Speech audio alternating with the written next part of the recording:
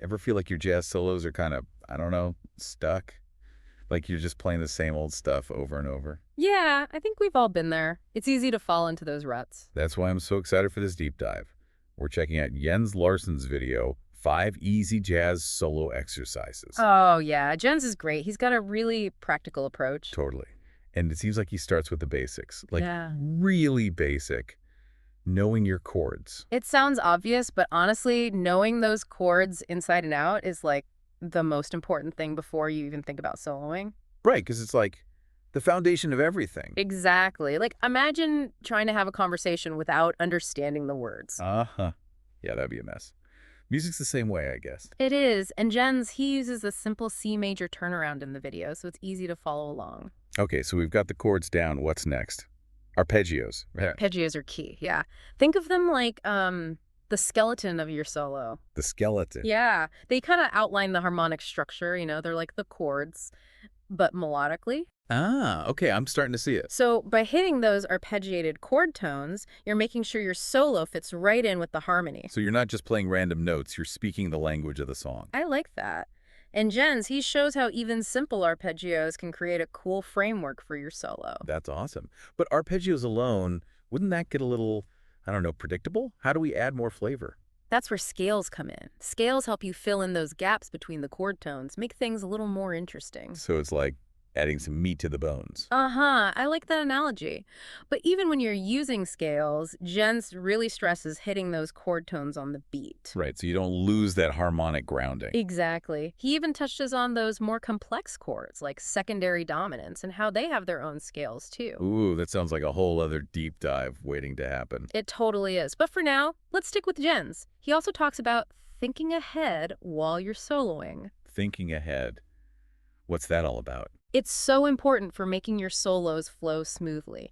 You can't just be focused on the chord you're on right now. You got to be thinking about where you're going next. Exactly. It's like navigating a city. You don't just look at your feet, you look ahead to where you're going. Oh, okay, that makes sense. Yeah. So how do we do that musically? Jens talks about target notes. These are specific notes in the next chord that you kind of aim for. Ah, so you're using those target notes to connect the dots harmonically. Exactly. He gives the example of aiming for the third of the next chord. Or you can get even more creative with it, like using a flat 9 for some extra color. Ooh, I like the sound of that. It's like adding some spice to the mix. Yeah. And that actually leads us to Jens's next point, which is using chromaticism. Chromaticism, huh? Yeah. That always sounds kind of intimidating to me. I get it. It's like stepping outside the lines a bit. But used well, it can add a lot of drama and tension to your solos. Drama and tension, huh? It's kind of like a movie score. It is. It's like those moments of suspense leading up to a big resolution. Okay, I can see how that would add some excitement to a solo, but how do we actually use it without sounding, I don't know, random? Jens suggests incorporating chromaticism into your arpeggio practice. That way, it sounds more natural and smooth. So you're kind of weaving it into the fabric of your playing rather than just throwing it in randomly. Exactly. And, even though he's giving us all these great tools and techniques, Jens makes it clear it's not about copying him note for note. Right, it's about using these ideas to find your own voice. Exactly. That's what jazz is all about, expressing yourself authentically. I love that. Okay, so we've got arpeggios, scales, target notes, even a little chromaticism. It's starting to feel like a real recipe for a killer jazz solo. But before we start cooking, Jens mentions one more exercise, and he calls it the most important scale exercise. I know, right? And then he doesn't tell us what it is. He just leaves us hanging. Ugh, talk about a cliffhanger. Yeah. But he does give us some hints, right? He does. Remember how much he emphasizes mastering arpeggios and incorporating chromaticism? Well, he says this exercise helps you fully integrate those concepts, like to the point where they become second nature. So it's not just about understanding it intellectually, it's about internalizing it, making it part of your muscle memory. Exactly. He even says something like, you'll have all the arpeggios you need already in your fingers. Wow, that sounds pretty powerful. Like imagine being able to effortlessly flow through arpeggios, seamlessly weeding in chromaticism without even having to think about it. It'd be like speaking a language fluently. You don't have to think about the grammar rules. You just express yourself naturally. Okay, I'm officially intrigued. While he doesn't spill all the beans on this mysterious exercise, he's definitely piqued our curiosity. But before we get too lost in speculation, I think it's important to highlight something else Jens emphasizes throughout the video. What's that? He's very clear that these exercises are not about copying him note for note. They're about developing your own unique voice as a jazz musician. Absolutely. These exercises are tools, not a blueprint. They provide a foundation, but you get to build your own creative house on top of it. That's a fantastic analogy. It's so encouraging for aspiring improvisers like myself.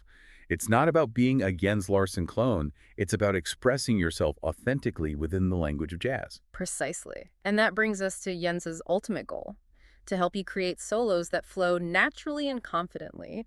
He wants you to move beyond feeling like you're just keeping up with the chord changes and instead truly tell a musical story. So to recap, we've covered a lot of ground already. We've talked about the importance of mastering the chords, building our solos with arpeggios and scales, thinking ahead to those target notes, adding a touch of chromatic spice, and most importantly, developing our own unique voice. And we've even gotten a sneak peek into Jens's most important scale exercise, which has left us all incredibly intrigued. It's like he's given us a treasure map, and now it's up to us to go out and find the buried treasure. This has been an amazing deep dive so far. I feel like my understanding of jazz improvisation has already expanded tenfold, but I have a feeling this is just the tip of the iceberg. Hmm. What else does Jens have in store for us? Well, he goes on to delve into some specific examples and techniques that can really help you put these concepts into practice. It's killing me that he doesn't just tell us what the exercise is, but I guess that's part of what makes it so intriguing, right? Totally. It's like we have to earn it. Yeah. But for now, I want to see these concepts in action. Does he actually show us how to apply all this stuff to a real solo? He does. He plays a solo over that same C major turnaround he uses in the video. It's really cool to see how he brings everything together. Okay, so what are some of the key takeaways from that example? Well, one thing that jumped out at me was how he uses arpeggios. It's not just about outlining the chords, it's about using them rhythmically, too. So it's not just the notes, it's how you play them. Exactly. He's creating these rhythmic patterns with the arpeggios that really drive the solo forward. It's like he's got this forward momentum going the whole time. That's awesome. Yeah. And what about the scales? How does he use those? Well, he uses them to connect those arpeggiated chord tones, but in a way that's really melodic. Like he's not just running up and down the scales randomly. He's really crafting these phrases. So it's like he's telling a story with the notes rather than just playing a bunch of scales. Exactly. And even with the chromaticism, he's really intentional about it. It's not just throwing in random notes. It's about creating these moments of tension and release that resolve beautifully back into the chord tones. So it's like he's using those chromatic notes to add some drama and interest, Yeah, but in a way that makes sense musically. exactly. It's Yeah. all about using those tools in a way that serves the music, you know? And throughout this whole example, he's really emphasizing that it's not about copying him exactly. Right, because we're not trying to be Jens Larsen clones. Yeah. We're trying to find our own sound. Exactly. He wants us to use these concepts as a springboard for our own creativity. I love that. Okay, so we've got all these amazing concepts, but how do we actually practice them? Like, what's the best way to make this stuff stick? Well, Jens, he really emphasizes the importance of having fun with it.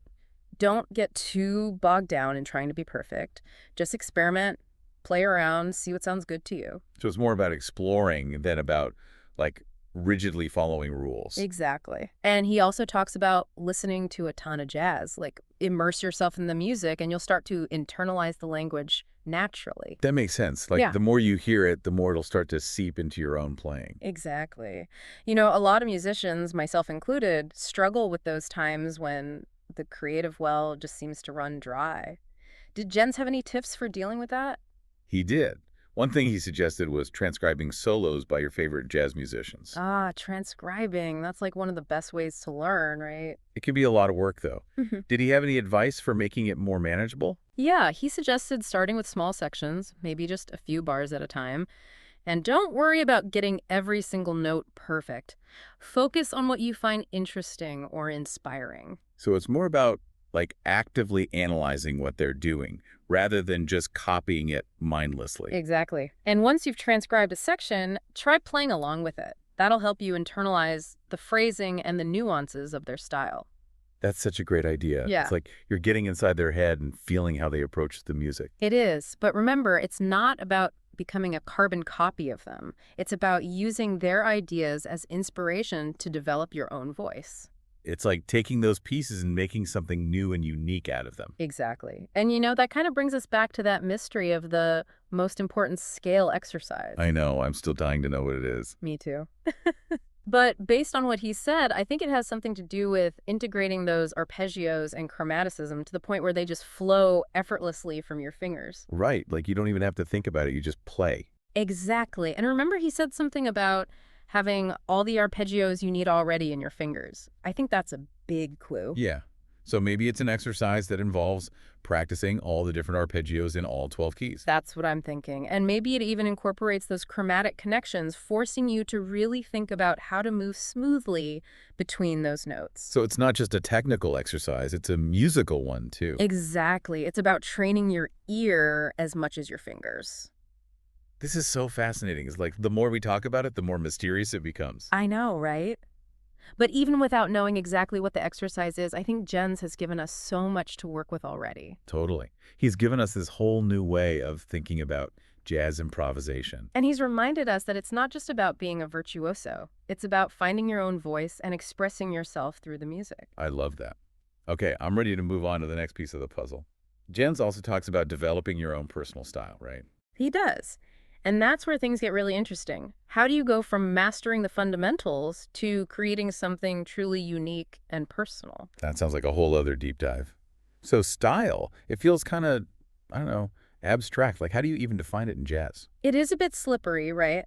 Jens talks about it as finding your voice, but it's more than just like the sound of your instrument. Right, it's got to be deeper than that. Like what makes you sound like you? Exactly. And he makes it clear you can't just force it. It comes from all these different things you've absorbed over time. It's like all your influences, all your experiences, they all kind of blend together. Totally. And he stresses being open to all kinds of music, not just jazz, like anything that speaks to you. So actively listening, not just having music on in the background. Yeah. Pay attention to what grabs you, what makes you feel something. And don't be afraid to experiment, even with stuff that seems weird or different. So step outside your comfort zone a bit.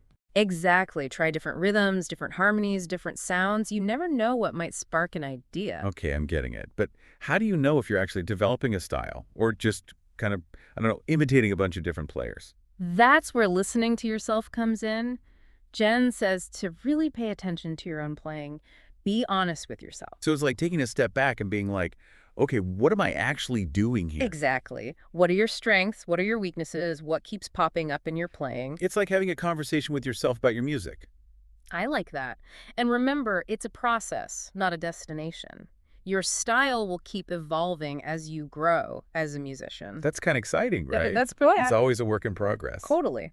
And Jens reminds us that the most important thing is to enjoy the journey. Like, have fun experimenting, making mistakes, figuring things out. Because that's what it's all about, right? The love of the music. Absolutely. So to wrap things up, Jens has given us some amazing tools to break out of those soloing ruts. We've got arpeggios, scales, target notes, even chromaticism, and he's encouraged us to use those tools to develop our own unique voice. And let's not forget that mysterious, most important scale exercise. Who knows? Maybe we'll uncover its secret someday. Maybe, but until then, keep practicing, keep listening, and keep exploring the amazing world of jazz. That's what we'll do. Thanks for joining us on this deep dive, and we'll catch you next time.